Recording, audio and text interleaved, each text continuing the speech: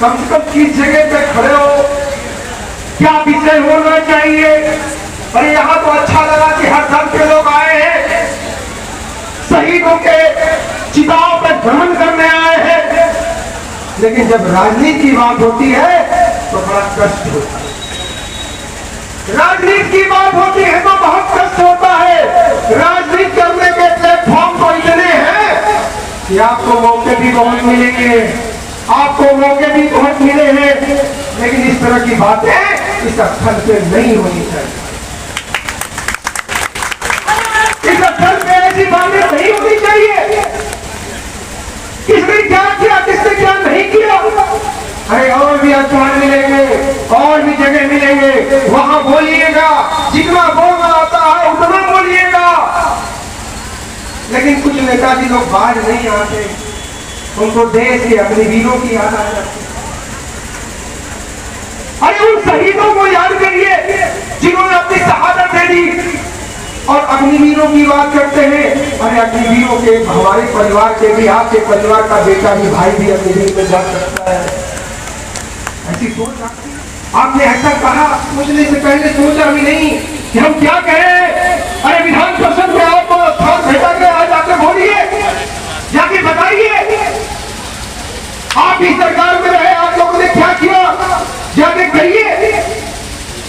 ये बड़ा कष्ट होता है कि जब इस स्थान पे जब आके राजनीति की बातें होती है तो मुझे अच्छा नहीं लगता। आज बड़ा अच्छा लगा कि हमारे सांसद जी भी आए, विधायक जी भी आए, और हमारे एमएलसी भी आए, और तमाम लोग भी आए, लेकिन आगे भी कारवा बनते रहना चाहिए, अगले वर्ष छूटना नहीं चाहिए। इस चीज को भी याद रखना, कारवा छूटना नहीं चाहिए।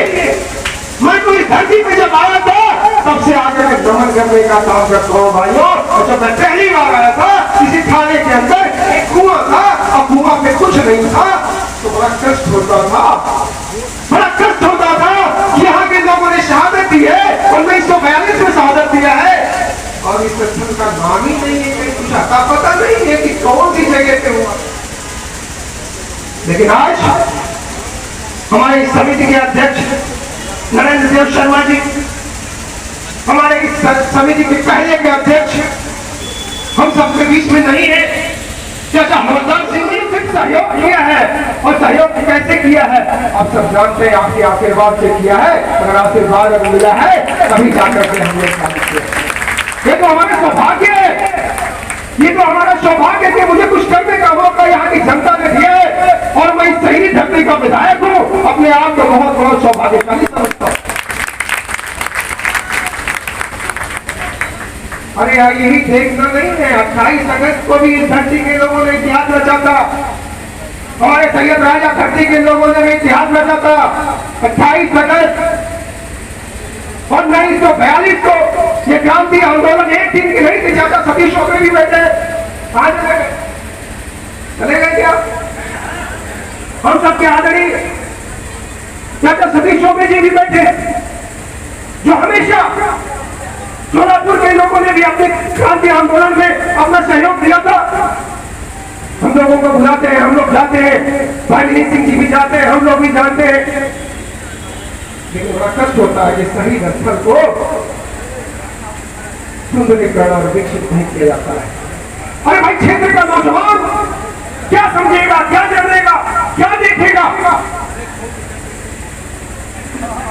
ऐसे अर्थों का जब सुंदरीकरण होता है, ऐसे अर्थों का जब विस्तार होता है, तभी हमारे क्षेत्र के नौजवानों को एहसास होता है इन लोगों ने देश के लिए शहादत दी है। बात करना चाहेंगे इस क्षेत्र के शहीद अभ्यास सिंह जी, जब मैं पहली बार आया था, चुनाव हार गया था, उसके उसी समय चुनाव के समय अभ्यास सिंह जी शहीद हुए थे बॉर्डर पर।